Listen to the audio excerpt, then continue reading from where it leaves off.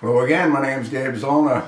You know, it's really interesting the comments that I receive whenever I talk about marijuana, as I recently did, where some folks in Colorado want to be able to have people that smoke marijuana on a regular basis apply for and receive concealed carry permits. It's really amazing the kind of comments that people make, other than the obvious insults.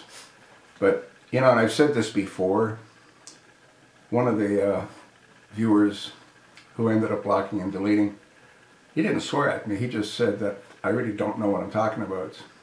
And the fact is I do know what I'm talking about, because I was there. I was in the 60s. Most of these kids that are blowing weed today haven't got a clue. I have forgotten more than they know.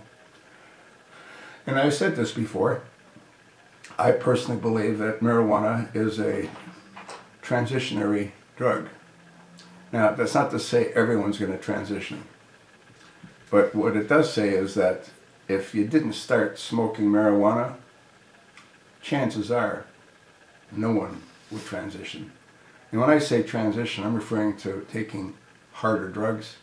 What tends to happen is when people first start smoking marijuana, they find it to be rather entertaining, rather relaxing. It allows them to sort of drift off into another space. And as time goes on, they develop a tolerance for it. So then what happens is they're looking for a higher high. And that's when they start experimenting with marijuana that might be laced with different chemicals. And then once they've gone through that stage, then some of the folks go to the next level, which might be a little bit of cocaine snorting. And then once that becomes more or less tolerated by their bodies, and their bodies become accustomed to it, they then go to a higher level. And again, this doesn't mean that everyone that smokes marijuana is going to be on that same road. What it does mean, as I said a moment ago, if you didn't start on marijuana, the likelihood is you would never end up on a slab in a morgue for having overdosed on who knows what.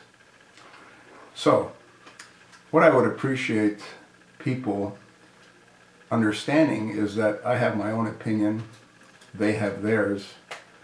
Not to say that I'm always right, but again, having lived through the 60s, which they haven't, I sort of have a clue as what can happen.